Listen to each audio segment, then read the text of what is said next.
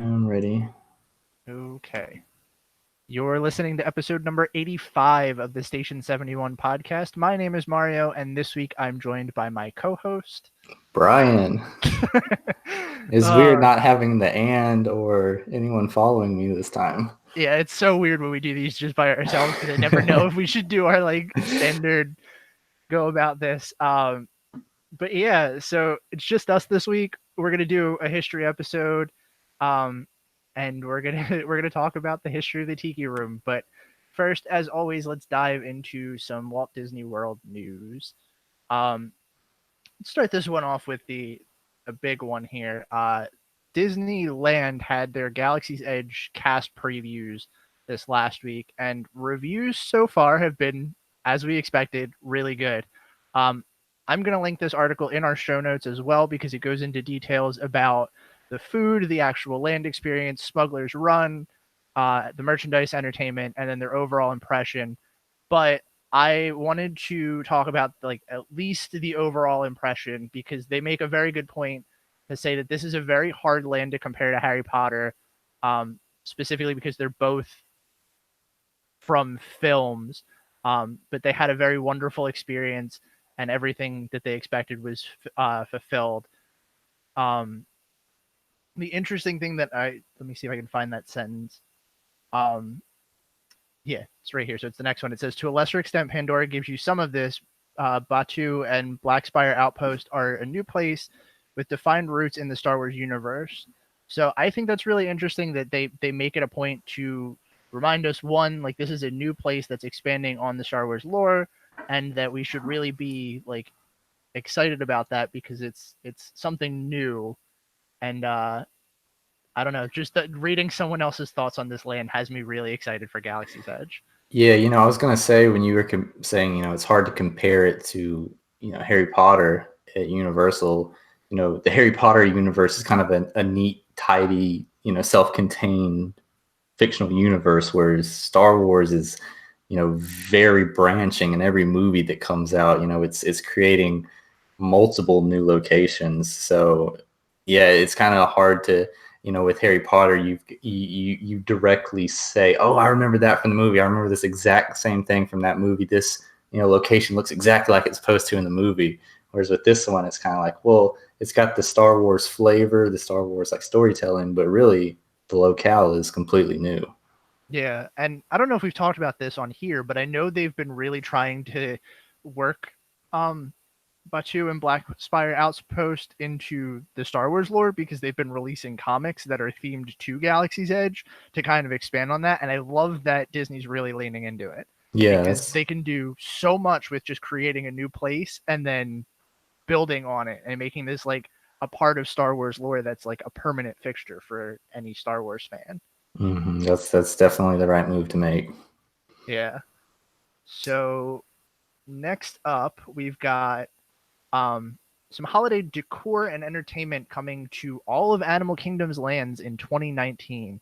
It's very exciting because I feel like this is one of the parks that like they just added Pandora. They've gotten like a little bit more settled, and this is where they need to start like focusing on the seasonal entertainment. But it looks like we're going to be seeing some new holiday shows. There's going to be some decorations, and I believe there was even special holiday outfits for the Dino Land characters. Hmm. Yeah, I think that was right. Um, but yeah, this is I'm excited. I love Yeah, I holiday really decor at like Disney. this. And Animal Kingdom is probably the last park that you think of when you think about Disney around the holidays. But I'm really the concept art, it's Christmassy, but it's in a very unique Animal Kingdom-y way. Yeah, and it's really cool because even reading the stuff that they're going to do in Pandora, it sounds like they're doing their own take on the holidays. Like, I mean, the Pandora stuff is more like the people that settled on Pandora are bringing their like Earth Christmas traditions with them, but still, it's going to be interesting to see how they like really work it in there. And I think that along with having it more geared towards Animal Kingdom, they can do a lot of cultural stuff too, with like Africa and Asia. So I'm really interested to see how Disney goes about this. Yeah, this is one that I'm definitely going to check out. Yeah. And then our last news story that's maybe a little boring, but I'm really excited to talk about this. The Themed Entertainment Association released their 2018 theme park attendance numbers, and Disney is still ranking on the top of that list. Now, it's probably important to note that these aren't 100% accurate numbers just because Disney doesn't actually release those figures. But this is the most cited and the best, like, the most accurate, I guess, that you can get without Disney actually releasing them. A few notable things on here is that Disney has they have 4 out of the 5 top spots for attendance this year, no, this last year from 2018, with the two American parks being 1 and 2, Tokyo Disneyland at 3, and Tokyo Disney Sea at number 4. Disney's Animal Kingdom saw the most attendance change from 2017 to 2018, thanks Pandora. Um, and we're still seeing Hollywood Studios at the very bottom of the U.S. parks. Surprise. And even then, it had a 5% change over 2017, probably thanks to Toy Story Land.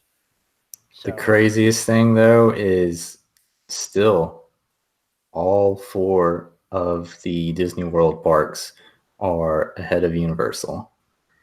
you know what's absolutely crazy about that? I was looking at these, and it's funny you mentioned that. Universal Studios Florida and Hollywood Studios, they're still 1 million people away from attendance. Mm-hmm. And there is drastically less rides and attractions at Hollywood Studios. Oh, drastically, not even close to the same number.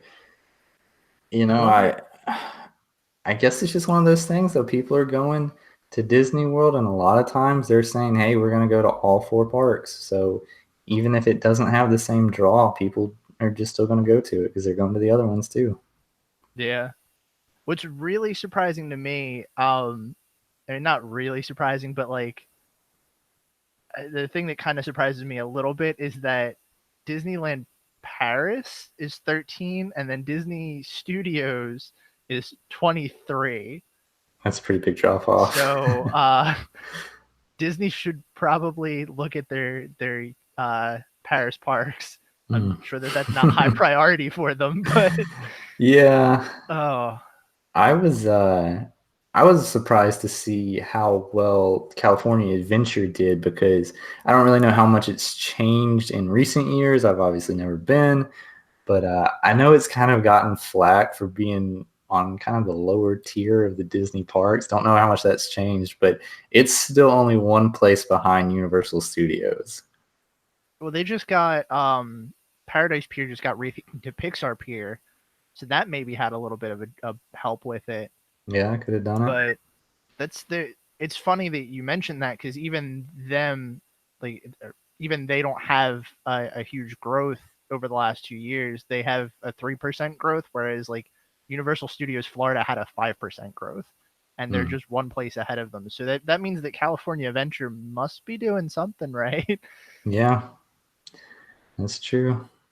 Also, Shanghai Disneyland is number 8 on here, and I'm like surprised but not surprised.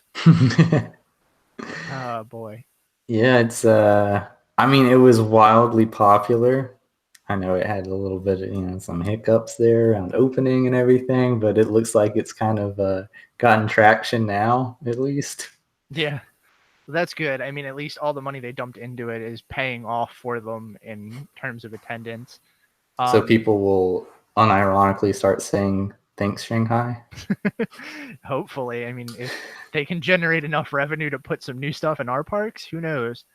Well, dang, with almost 12,000 visitors, they got to be pulling in some pretty major bank from that. Yeah.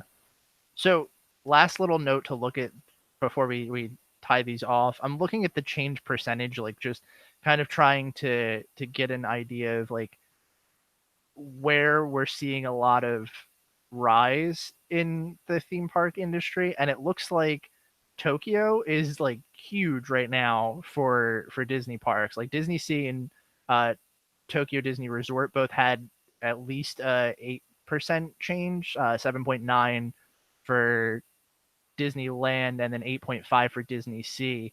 Whereas both U.S. parks only had a 2%. I mean, they still have enough attendance that's keeping them top place, but I wonder if um, we'll see Tokyo Disneyland or Disney Sea beat out Disneyland next year just because they're so close and I their don't change know. percents are so much higher. It's definitely possible. Though, looking at these statistics, what caught my eye the most was that Tokyo Disneyland saw a 7.9% growth. Tokyo Disney Sea saw an 8.5% growth, and Universal Studios Japan saw a negative 4.3% growth. So I think that's pretty clear that the Disney parks in Japan are starting to pull away guests from Universal. Yeah, that's very true. And those are some of the most well-regarded parks too. Like Disney Mm-hmm. Sea is that one that, everyone wants to go to. Yeah. So, I And I don't know. mean, especially looking at this in total, that was only one of three parks in the top 25 that saw negative attendance growth this past year. So Yeah. it should go to show that people are going to theme parks more and more. When you're losing numbers, it's got to be because of competition or some other factor. Yeah, and to hit on your point too, um the bottom of this chart, it says there's the top 25 amusement and theme park worldwide attendance growth percent is up 3.3% from last year too. Wow, So theme parks are thriving in these last couple years. that's for sure. Yeah. So speaking of theme parks, you ready to dive into a history episode this week? I am very ready for this one. This is one that's definitely a favorite of mine. Has I think a really good story behind it too. So yeah, I'm I'll really excited. You yeah. said you wanted to do this, and I was like, this isn't one that I kind of thought of for a history episode, but you've got a lot in here. I knew a couple of these stories before I started doing the research, but it really was another one. I know I say this every time, but it's like I learned a ton doing these researches. Why I love doing these history episodes. And I know on the podcast I've said before that I always thought that It's a Small World was probably the most influential Disney attraction that had ever come along, and honestly. I might have to change that to the Tiki Room after doing this research. Interesting. I can't wait to see why you're saying that. Well, I guess I'll jump into it then. I'll begin this story in the late 1950s, uh, and not actually within the parks. This was not too long after Disneyland had opened in Anaheim in 1955, and Walt was on vacation to New Orleans. He obviously enjoyed this city a lot. You can see it in him bringing New Orleans Square into Disneyland and a lot of the influence that he had throughout the parks. But he was on vacation here. And fun fact is that before he had settled on putting Disney World in Orlando, he had originally planned on opening his East Coast version of Disneyland in New Orleans. He ended up apparently backing out of that because of some issues he had with lawmakers around the area. Whereas in Orlando, they were willing to cut Walt a lot of incentives and everything in order to bring them in. He said that the lawmakers in New Orleans constantly had their hand out wanting more from him. So that is apparently one of the main factors that drove him away from the city because he really, really enjoyed the city and wanted to build the park there. But on this trip, Walt decided to visit an antique store in the middle of the city. And thereapon, he came across a treasure that would change the course of Disney parks and, in my opinion, the company as a whole from there on out. It was a golden cage that held a stuffed mechanical bird, and it had a wind-up key on it. And when it was activated, the bird would turn its head and flap its wings and tails, and it whistled in cue with the movements. And I figure, a lot of people might see this and say, oh, that's pretty cool, and leave it, or they might see it and think it was cool enough for them to buy it and put it on, like somewhere in their house for people to see. But Walt decided to buy it, and he brought it back to Anaheim, gave it to his Imagineers immediately, and said, take this thing apart and figure out how it works, because we're going to do this better. Oh, that's funny.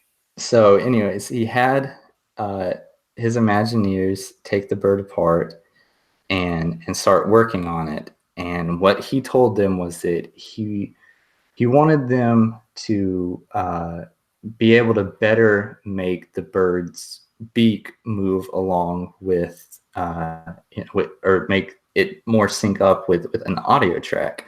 So he had them take it apart, figure out how it worked, and then create the better one. And what they ended up doing was they took an audio track that was of a bird whistling and making chirps and other bird noises, and they embedded magnetic tape within it, so that as the audio track turned, the magnetic pieces in the tape would cue different movements and actions in the bird, so that they knew that every time this was played, the audio and the movements would be perfectly synced up.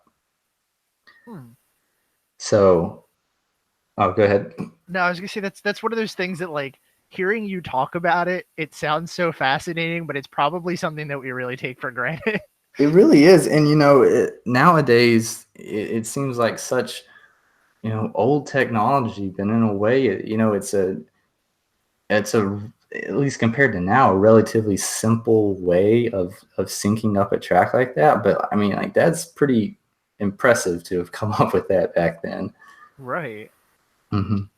But so Walt was extremely happy with how it came out. And my biggest takeaway from hearing this story and listening to the quotes that he had on it was that he had been doing 2D animation in his studio for years, and had constantly, been pushing the bounds of it with, different techniques like the multiplane camera and everything. And when he gave this task to his Imagineers, he considered this as 3D animation. He thought about it along the same lines as their 2D animation.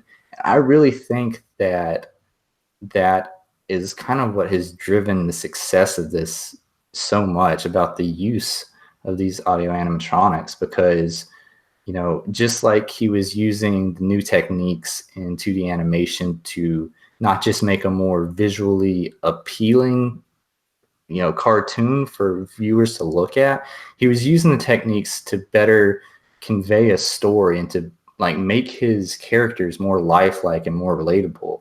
And in the same vein, he's taking what he considers 3D animation, these audio animatronics that his Imagineers came up with, and he's using that new technology to tell a better story, to make a more believable, lifelike, relatable character. So, to quote Walt, we created a new type of animation, so we had to invent a new name for it, and thus the phrase audio animatronics was born. So, in the late 50s, Disneyland was experiencing growing attendance. We've talked about this before in some of our other episodes. It didn't get off to the greatest of starts, but it quickly picked up steam, and guest visitation grew exponentially, and it became very quickly apparent that expansions to the park were going to have to be made in order to keep up with the growing demand of the guests. Also, Walt was very excited about this new audio animatronic technology that they'd come up with, and was really looking for ways to incorporate it into the park.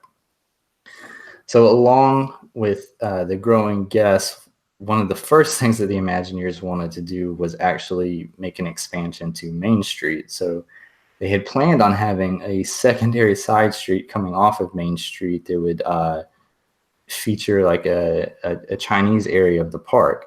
And Walt's first idea was actually a Chinese restaurant that would go into this planned expansion. And to quote him, he said, "I want to have a Chinese restaurant at the park. Out in the lobby will be an old Chinese fellow like Confucius, not an actor, but a figure. And customers will ask him questions and he'll reply with words of wisdom." He was obviously very adamant about pushing the bounds of this new audio animatronic technology as quickly as possible. But the Imagineers kind of, reined it back in and said, hey, this is going to be a lot to try to do a human character with pretty much our first actual go around with this. So they decided to table that idea and look for other ways to incorporate it into the park. I do think this is kind of interesting because it was only a few years later that the same Imagineers ended up creating the Great Moments with Mr. Lincoln attraction for the World's Fair, which has, still to this day, one of the best human audio animatronics that's been made. If only they could have the foresight to see that one coming. If only. But at the same time, around the park, the Imagineers were trying to expand Adventureland too. In the late 50s and early 60s, the only thing in Adventureland was the Jungle Cruise and a couple of shops, including the bazaar. So there wasn't really, obviously the Jungle Cruise is a pretty popular ride and still is today, but there wasn't much else to kind of keep guests in that section of the park. So a couple of different Imagineers started pitching different ideas, and I'm going to say I've heard this story here, and it's been attributed to different Imagineers. So forgive me if I'm giving credit to the wrong person, but he, like I said, I saw it from multiple people. But Herb Ryman apparently was the Imagineer that came forward, and he had some illustrations to pitch to Walt. And at this time, in the late 50s, Hawaii had just become a state in 59, and so like Polynesian and Hawaiian culture and architecture and decor and stuff was really popular in mainland America at this time. But Ryman pitches these illustrations that he had done for Walt, and it was a tiki-themed upscale restaurant, and it had tiki mask and tropical plants and Polynesian architecture in it. But most notably, it had these tropical birds that were suspended in cages above the guests. And Walt immediately rejected the idea. And he says, you can't have live birds above the guests for obvious sanitary issues. And Ryman said, no, these aren't live birds.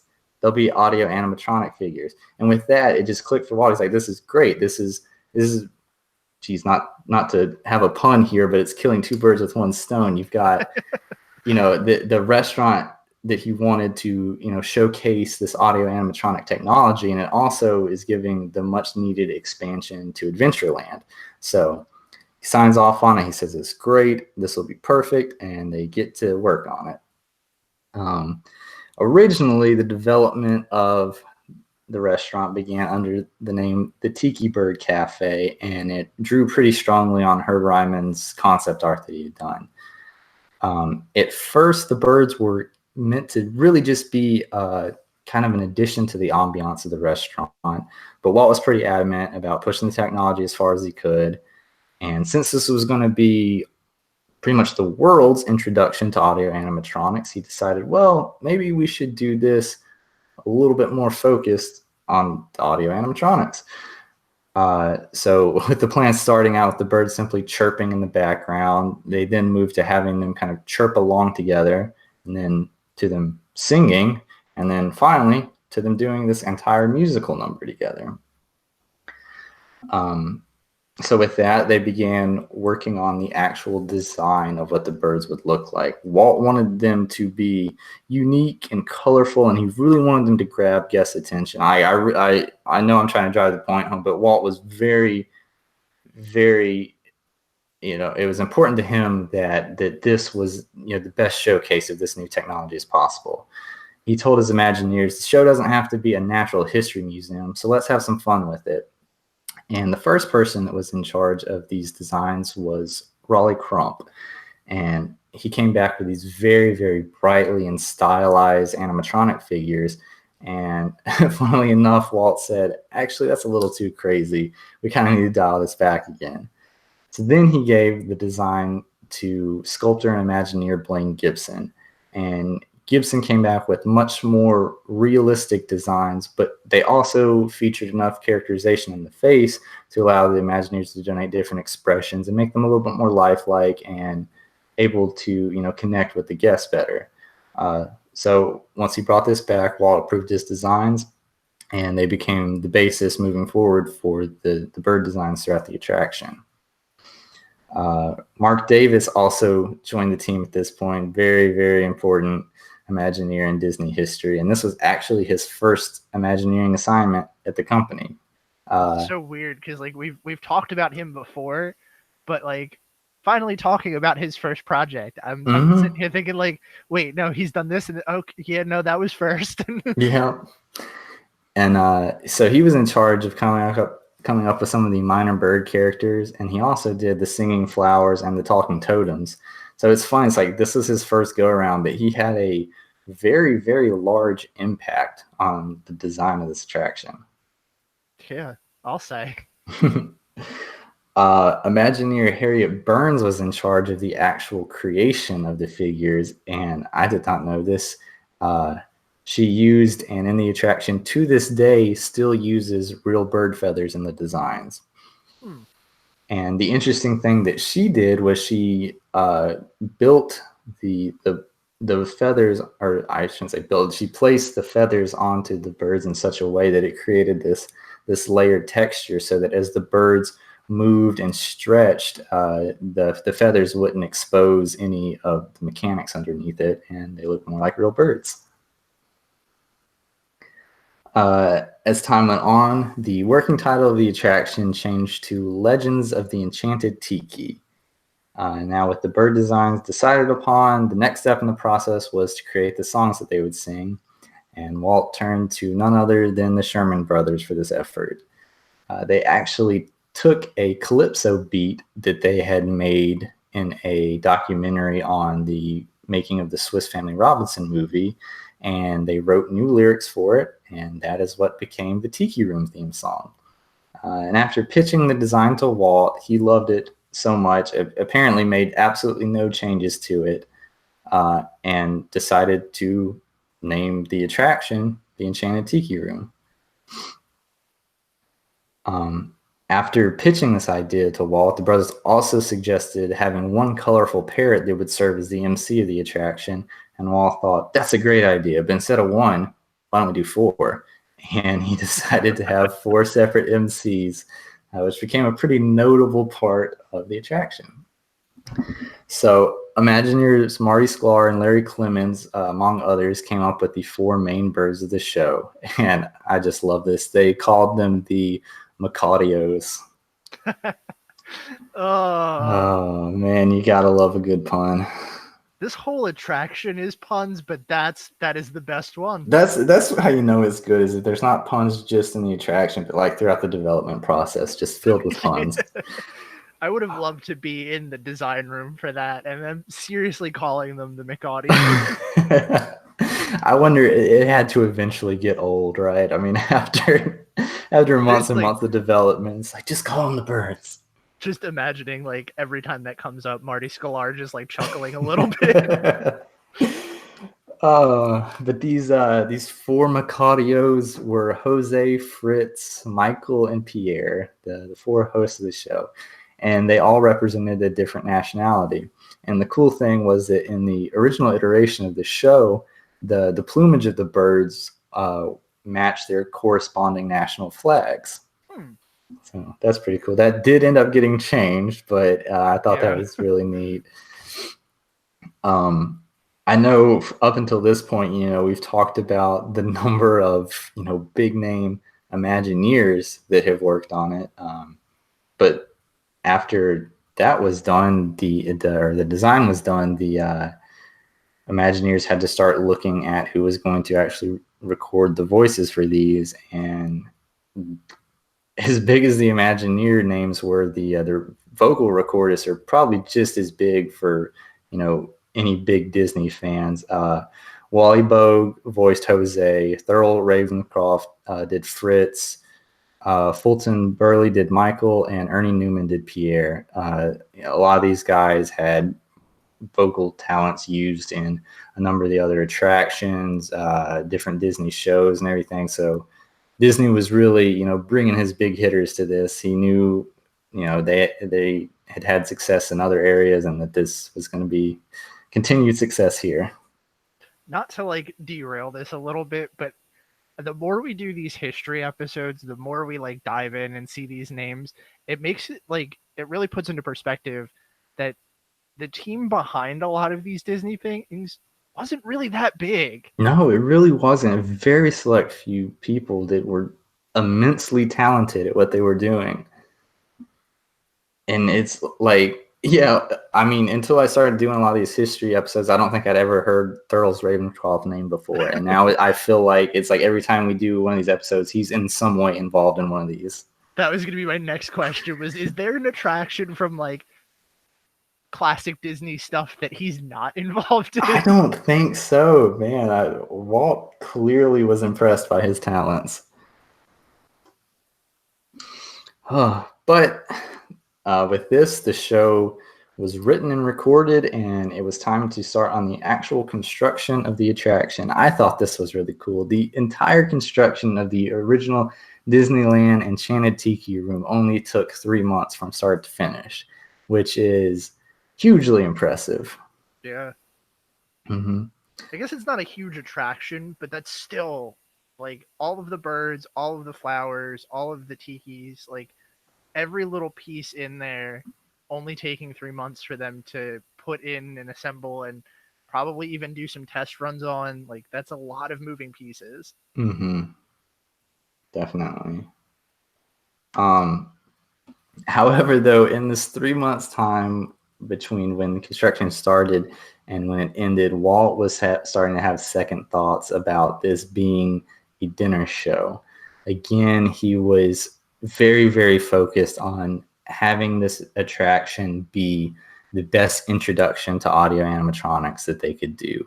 And he was worried that with having guests there and with them eating, that they might not really be entirely focused on the animatronics. So shortly before opening, he decided to scrap the restaurant idea and move forward with this only being a show. And fun Disney fact, because construction had already begun, the bathrooms had already been built, and this is the only Disney park attraction with its own bathroom. Boy. Which I know a lot of people had probably wished that some of the attractions in Pandora had their own bathroom. Yeah.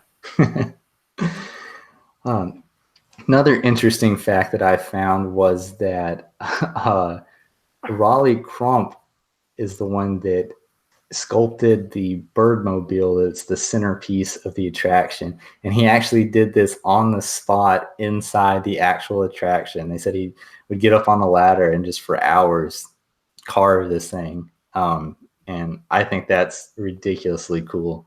This wasn't done like off-site, brought in and everything. This was just like down and dirty, go in there, do your magic, make it work.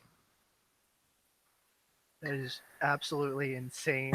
And I wish that I could have seen that in some weird way. Oh, yeah.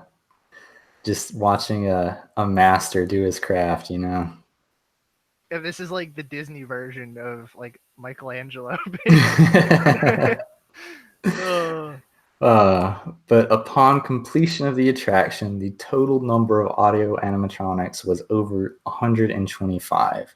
There were the 4 host birds, an additional 4 macaws, 6 cockatoos, nearly 30 tropical birds, 12 toucans, more than 50 orchids, 7 birds of paradise, and 12 tiki drummers and tiki war god totems. So I think that might be kind of easy to overlook because, a lot of times in the attraction, you are pretty focused on the Birdmobile in the center, but there's stuff going on all around you, and there's so much stuff so that no matter where you're sitting, you can get the same view. And it just blows my mind that this is back in the early 60s. This is the first time around with this type of technology, and Disney just goes all out with it, doing 125 audio animatronics in the first attraction of this type. Yeah, and putting it into perspective like that it was their first audio animatronic venture, like that makes it even more impressive and terrifying all at the same Mm-hmm. time. I know it seems funny to me that it's like they so quickly scrapped the Chinese restaurant idea because they didn't want to do a human animatronic. But like in my mind, doing one human animatronic seems like it would be way easier than doing over 100 of these bird animatronics and having them all be perfectly synced up and everything. But in order to build excitement for the opening of the attraction, Walt set up a media preview in the Disney studios in April of 1963 for a select number of outlets. And later that year, on June 19th, he had 40 major newspapers, magazines, TVs, and radio stations come in to see the actual attraction. And it was met with almost an entirely positive response. Disney obviously knocked it out of the park with this. And just a few short days later, on June 23rd, 1963, the attraction opened. Uh, cool fact is that at this point in time, WED, which was Walt's Imagineering Company, for those that don't know, was actually a completely separate entity from the Disney company. So, unlike all the other attractions at Disneyland, WED was the owner of the Tiki Room, not the Disney company. And because of this, the Tiki Room did not use the standard A through E tickets that got guests on other attractions. If you wanted to go on the Tiki Room when it first opened, you had to pay 75 cents for a separate ticket that was only good for it. Wow. So yeah, that's another interesting thing, and one that we should probably dive into at some point is kind of the the weird tension between Disney and his own company at this point, which caused him to break off into WED. Yeah, that is one we probably should add to our list. So moving forward, the attraction was pretty much immediately loved by guests, and it got a good following not long after its opening. In 1964, United Airlines picked up the sponsorship for this attraction, much like they did at numerous other attractions across the park, and their sponsorship lasted until 1973. And 73 is when Dole actually took over the sponsorship, and from then until this day, Dole has been the sponsor of the Enchanted Tiki Room. So I don't know offhand, but I would have to think that that's been the longest running consistent sponsorship at a Disney park. I would imagine, yeah, probably. I mean, unless the only thing that could be is if something else in Disneyland did, or if 2 years before somebody else in Disney World sponsored something that's lasted this long, because none of the other parks have even been open that long. Yeah, that's very true. Um, so outside of the original attraction, Imagineers included what they dubbed a Barker bird, and this was another animatronic parrot named Juan, whose sole job was to draw guests into the attraction. And he would call out to the guests, "Amigos, Romans, and Disneylanders, stop walking while I'm squawking. Walt Disney's Enchanted Tiki Room is Disney entertainment at its most exciting, best kind. Since the show is on the inside, not the outside, that would be silly. So come in, sit down on your feather dusters. Those amazing birds sing, they chant, they whistle, they croon." And then after he would sing a couple bars, the Barker bird would say, "What did you expect? The Vienna Boys Choir?" I wish that they kept the Barker birds in the parks. I definitely do. I think it would have been a very, very cool touch to have. But the fact was that the Barker bird was so wildly successful that traffic jams would form throughout Adventureland because guests were just stopping to watch him because they enjoyed it so much. So the Imagineers eventually decided that even though this was such a beloved animatronic character, we really need to take it out because people can't walk around the parks properly. So, with the success of the Disneyland version of the attraction, Disney World opened its gates in 71 with its version of the Tiki Room, which they originally called Tropical Serenade. The attraction itself was almost completely a copy of the Anaheim version, the only difference being the pre show while guests waited in line with the two additional animatronic birds. In 83, Tokyo Disneyland opened up its version of the attraction, which was an exact copy of the one in Florida, only with it being dubbed in Japanese instead of English. Hmm. This was a really cool thing that I came across. Over the years, the attraction, has had really extensive care paid to the animatronic figures. They're dusted weekly.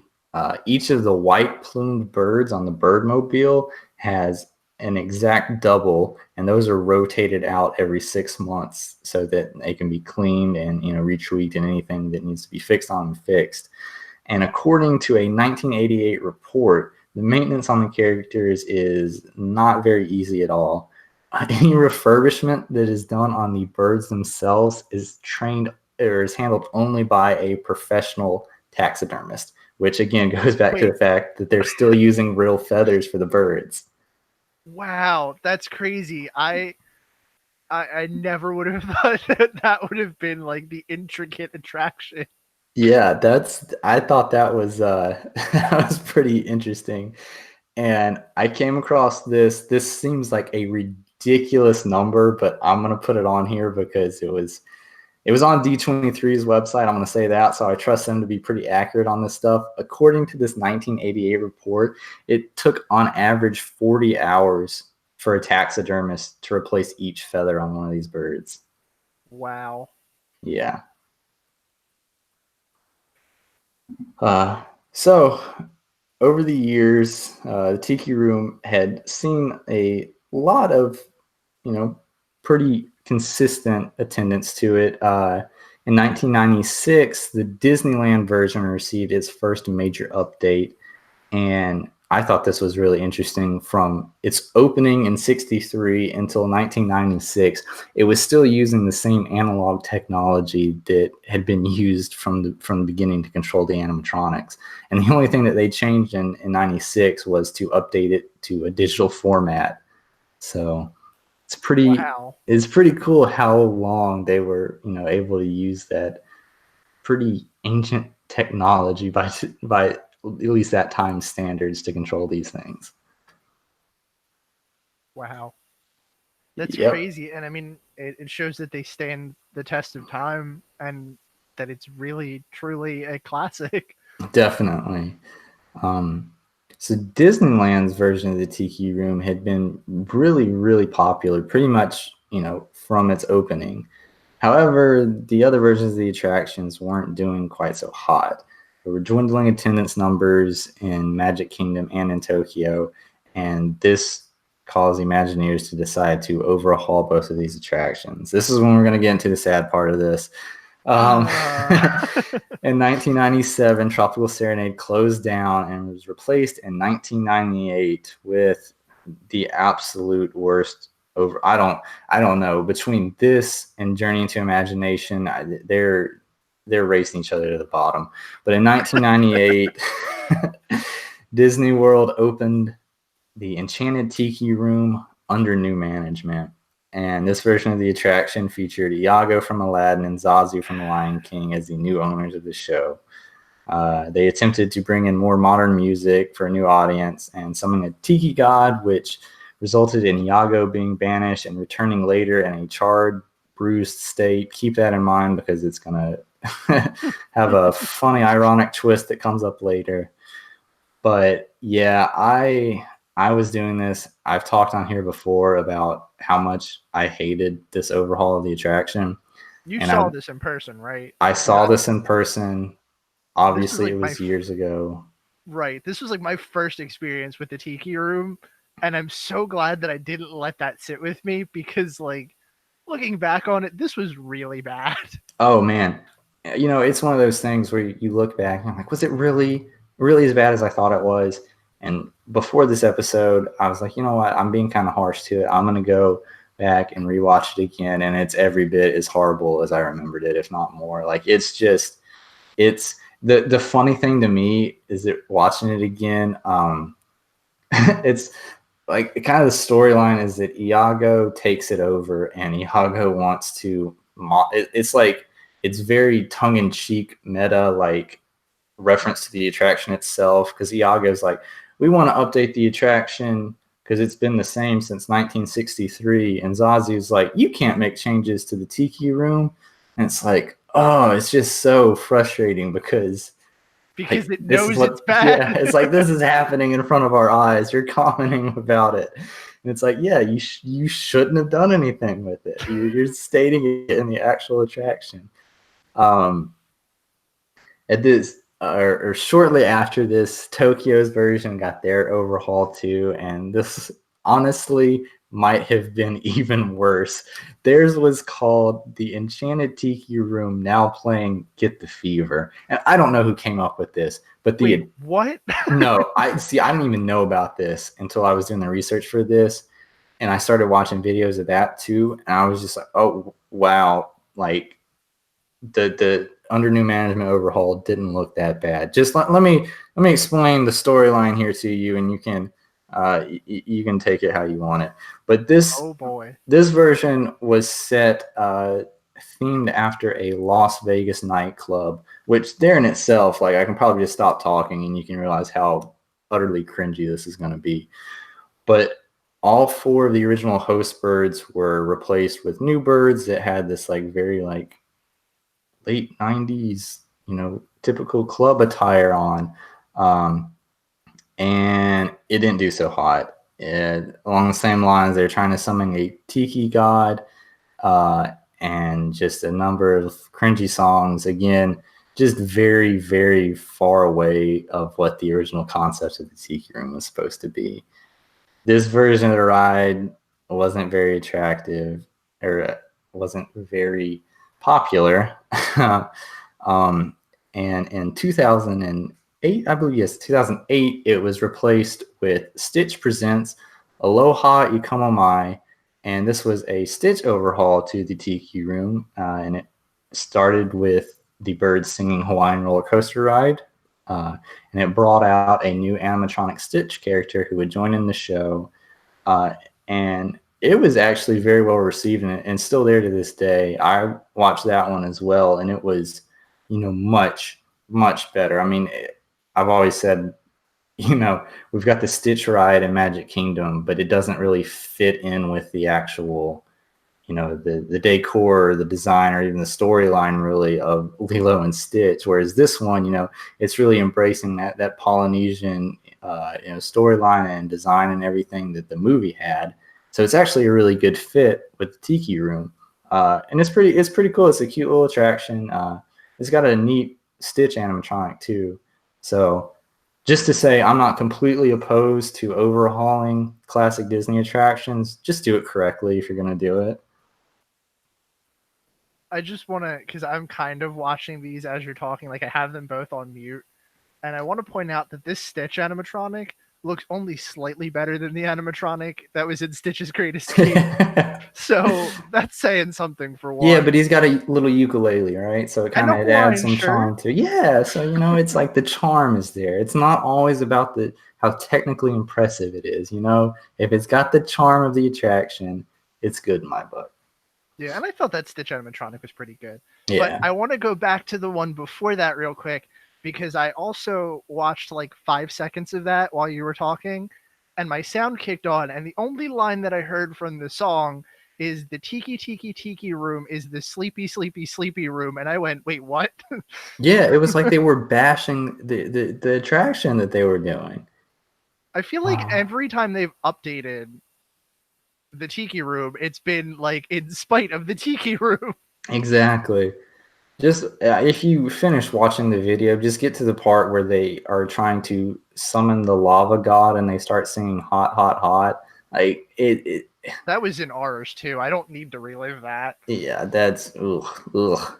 Yeah, the only probably redeeming thing that people have ever said about this attraction is that it features Aoa, which is a neat little animatronic that they added to it, but the rest of the show is just so bad.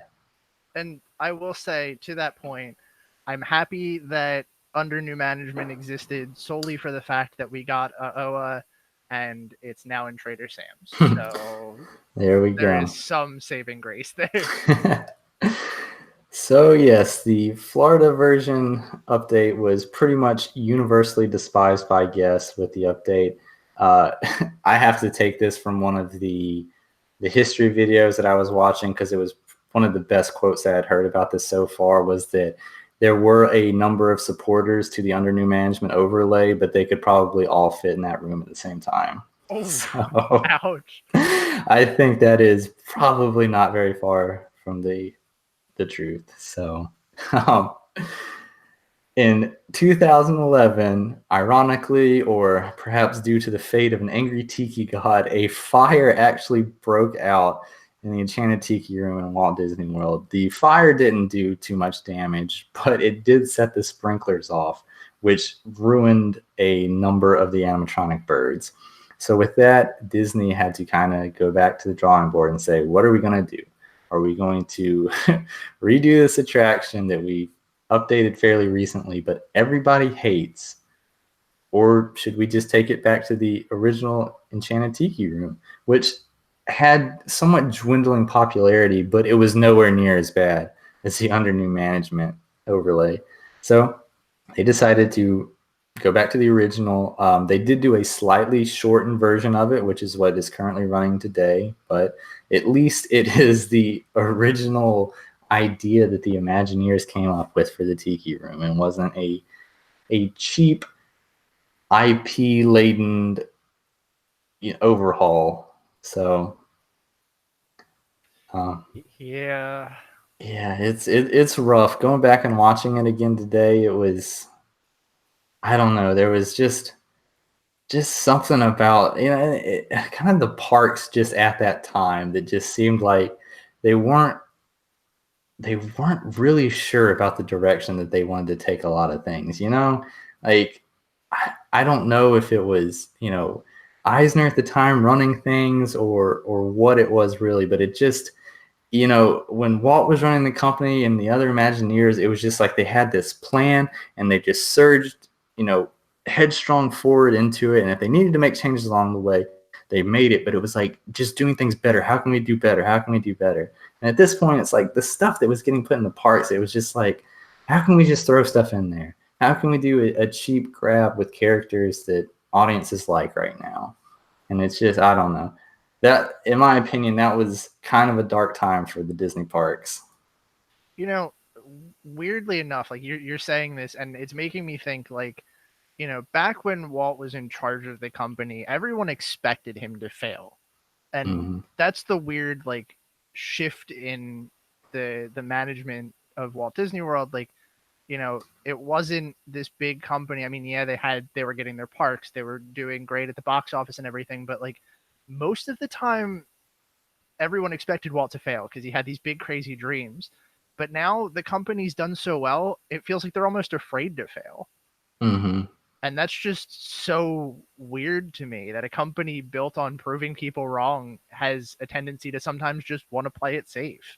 Well, I think that, that's the biggest thing was that back in the day, Walt had to innovate. He had to do these things to bring guests into the park, or they just weren't going to come.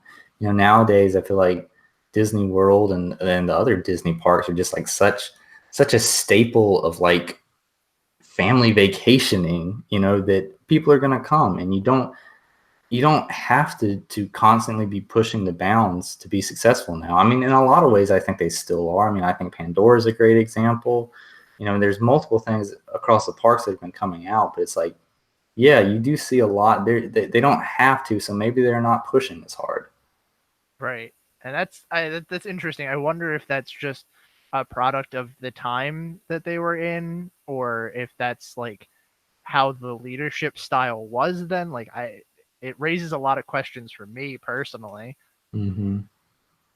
But but yeah. regardless, for the past 50 years, whether from the delightful music, the colorful birds, or just the draw of being able to eat a Dole Whip while watching the show, the Enchanted Tiki Room has been enjoyed by guests and stood as an example of what Walt and the Imagineers dedicate their dedication to creating new experiences to visitors to the park. And that pretty much wraps up my history of the Enchanted Tiki Room. This was very eye opening, I guess is the best word for it. You were right. This was really fascinating. Yeah, like There's so much to this attraction. there's so much more on the surface than I had originally thought. This was definitely an enjoyable one, and when I started doing the research, I was doing it, and I like quickly realized I was like, whoa, I'm gonna have to spend more time on this. I thought this would be a fairly short one, and I just kept looking at one source, and it had the side story, and it like would kind of mention it in passing, and I'm like, oh my gosh, I have to go down and like find out more about that. So I would go like follow that somewhere else, some other source that went more in depth onto that topic. But yeah, just really interesting story. I think so much back to like Walt coming across that little mechanical bird in that antique shop. Like, what would audio animatronics have ever really taken off if he didn't come across that thing? And even though that wasn't necessarily directly tied into the Tiki Room, its inspiration is what directly caused the Tiki Room to be made. So that's why I'm really looking back and thinking that I think the Tiki Room might have been the most influential attraction that has come into the Disney parks. Yeah, I think I agree with you after hearing that. There's no way that I can see any other attraction really having that much of an impact. I mean, like you said before, it's a small world is the one that we always think about, but really this did a lot more work for audio animatronics Mm-hmm. than that did. I guess Yeah, just because that was so much more yeah. noticeable. I mean, I do think the big thing about uh, it's a small world is that it was a huge expression of what they could do with the audio animatronics, but it was also them incorporating that into a boat ride, which is two huge things that have just become such staples of the Disney parks. But of those, I still think the audio animatronics is the biggest one, and that has what has always set Disney apart from other theme parks. So yeah, I gotta give it up to the Tiki Room. Yeah, this is such a staple of my Disney vacation. Like this is one attraction I have to do every trip, and Mm-hmm. I don't think I could imagine a Disney trip without it. Mm-hmm. I love it so much because Walt always said he didn't want any of his parks to be a museum, but I think this is the best one to be able to look back at at a time when at least when Disney World first opened. Because even though the control system and everything has been updated on the animatronics, the show itself is pretty much the exact same, and you get like a little peek of what these classic animatronic figures looked like, and it's so cool to see just how well they hold up in modern day. Yeah. Now I have to ask you because this is a question I thought about when we first started and forgot about it. And now I'm just remembering it. If they updated the Tiki Room and those birds did not make that clicking noise anymore, would it be jarring for you? Because it'd be very jarring for me. See, yeah, that's one of the things that takes away. I notice it there, and I notice it in Country Bears with the the three stuffed heads on the wall. Every Yeah. time they blink, it's insanely loud clicking, and that is one thing that I would be perfectly fine with them updating and taking away. Really? Because I would be kind of like a little bit sad about that. I mean, it's cool to look back and like see the technology of the time, but at the same point, it's like I like it for being able to see how the figures moved and how they synced them up with the audio tracks and like just the design of them. Like if you can make the actual functioning of it and not have something that's kind of distracting taken away, I would be all for it. But That's that's just fair. me. Now, another question for you. I guess this is my last one. If you could update the Tiki Room in any way, what would you do to it? And like, do you have an idea for that? Oh boy. Man, I mean like my knee jerk reaction is to just say that I don't want it updated. Not that I don't think an update would necessarily be bad. I'm just gonna say I got burnt the last time, so I'm just gonna throw that out there. Uh, That's fair. That's fair. Because I think but I'm in the same boat. yeah, but two, I mean, I honestly don't think it needs it. It is what it is. It is a nice, fun show to come sit down and watch. You can take a break, you can get your Dole Whip, go in there and eat it, and just cool off for a little bit, relax, and enjoy it. I don't, I don't think it needs to be anything else, and that's what I think about like with under new management was it.